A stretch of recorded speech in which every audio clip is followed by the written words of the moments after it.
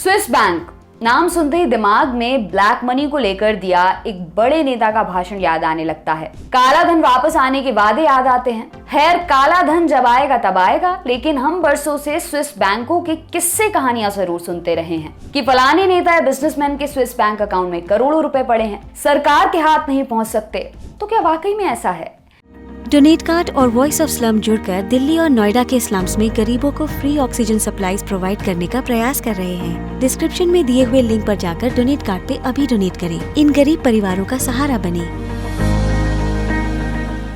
Swiss bank में पैसा जमा करना क्या वाकई में पैसा छुपा लेने की गारंटी है? क्या कोई भी स्विस बैंक में अकाउंट खोल सकता है? समझने की कोशिश करते हैं कि स्विस बैंक में कोई अकाउंट कैसे खोल सकता है। अब आप सोच रहे होंगे कि जनधन वाले देश में स्विस बैंक अकाउंट खोलना क्यों सिखा रहे हो? असल में स्विस बैंक और भारत से जुड़ी एक खबर आई तो सोचा मौका भी है और दस्तूर भी कि आपको स्विस बैंक में अकाउंट खुलवाने की जानकारी दी जाए। खबर ये कि 2020 में भारतीयों का स्विस बैंकों में रिकॉर्ड पैसा बढ़ गया है। स्विस बैंकों में भारतीयों का पर्सनल और कंपनियों का जमा पैसा 2020 में बढ़कर 2.55 अरब स्विस फ्रैंक यानी 20,700 करोड़ रुपए से अधिक पर पहुंच गया है। ये पिछले 13 सालों में सबसे ज्यादा है। ये जानकारी स्विट्जरलैंड के सेंट्रल बैंक ने 17 जून को अपनी सालाना रिपोर्ट में दी है। आपको लग रहा होगा दुनिया कोरोना से बेहाल है तो स्विस बैंक में ये कौन भारतीय पैसा जमा करा रहे हैं?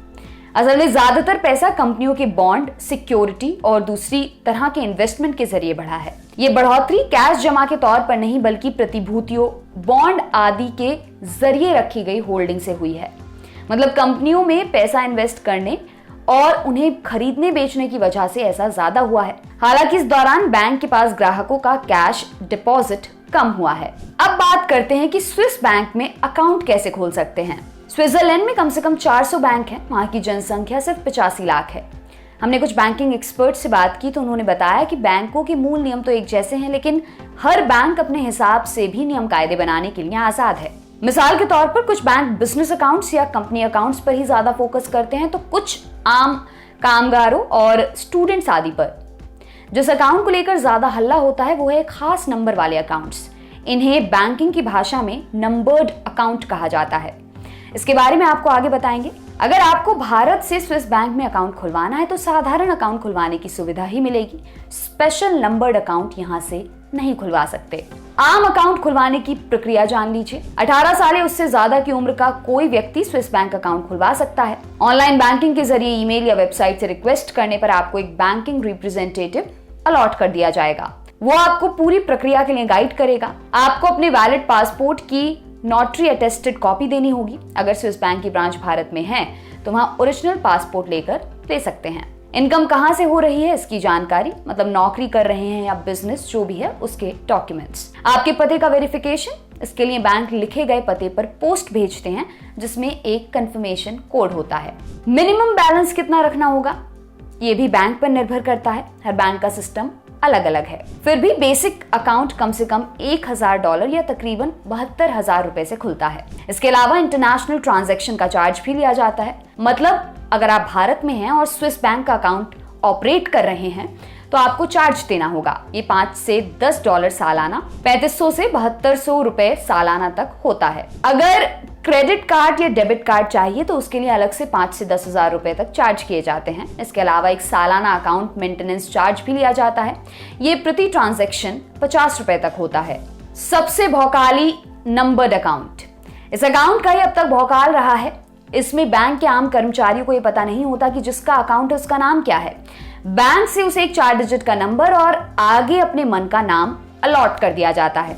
मिसाल के तौर पर अगर कोई लल्लन प्रसाद अकाउंट खुलवाने जाएंगे तो उन्हें बैंक 8285 नंबर देगा। उसके आगे वो सुपरमैन, कूल बॉय या जाट बॉय टाइप का कुछ भी नाम लगा सकते हैं। माना कि उन्होंने जाट बॉय दे दिया। अब बैंक में उन्हें मिस्टर 8285 जाट बॉय के नाम से जाना जाएगा। उनका असली बैंक अकाउंट नंबर और नाम बैंक के पास गोपनीय रहेगा। हालांकि बैंक के आला अधिकारी इस नाम का पता लगा सकते हैं। यह अकाउंट कैसे खुलता है? ये खुलवाना मुश्किल काम है। इसके लिए अमूमन स्विट्जरलैंड में बैंक की ब्रांच में जाना होगा। इसका मिनिमम बैलेंस कितना होगा? इसमें $1,00,000 या 73 लाख रुपए के आसपास होता है। अकाउंट पर $300 या तकरीबन 22,000 रुपए का मेंटेनेंस चार्ज भी लगता है। तो पता नहीं चलता स्विस बैंक में किसने कितना पैसा रखा है। वो दिन अब लग गए। अब स्विट्जरलैंड के साथ भारत ने एक खास अनुबंध कर लिया है। इसके मुताबिक स्विट्जरलैंड अपने बैंकों में पैसा जमा कराने वाले भारतीय और कंपनियों की जानकारी भारत के साथ साझा करेगा। यह अनुबंध साल 2018 से लागू हो गया है। हालांकि इसमें एक पेच है।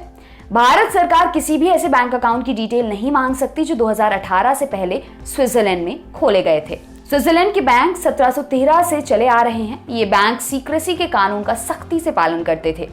इसके मुताबिक अगर किसी ने स्विट्जरलैंड में कोई अपराध नहीं किया है तो उसके बारे में बैंक कोई भी जानकारी शेयर नहीं करता था, यहां तक कि स्विस सरकार के साथ भी नहीं। इस छूट की वजह से दुनिया के कई ड्रग माफिया और भगौड़ों ने अपना पैसा यहां छुपा रखा था। साल 2017 में विश्व समुदाय ने स्विट्जरलैंड पर दबाव बनाया और इस कानून को ढीला कराया। अब अनुबंध करने का सिस्टम बन गया है। स्विट्जरलैंड का जिन देशों के साथ अनुबंध है उसके साथ वो सारी जानकारी साझा करते हैं। हालांकि मजेदार बात यह है कि 2019 में जब पहली बार भारत सरकार को स्विस बैंक में भारतीय खाता धारकों की लिस्ट मिली तो सरकार ने भी नाम और डिटेल बताने से मना कर दिया। सरकार का कहना था इंफॉर्मेशन का आदान प्रदान गोपनीयता प्रावधान के तहत आता है, यानी इसे कॉन्फिडेंशियल रखना उनकी जिम्मेदारी है। आपके लिए तमाम जानकारी लाए हैं हमारे साथी अमित। मेरा नाम है दिव्यांशी। देखते रहिए दी लल्लन टॉप। शुक्रिया।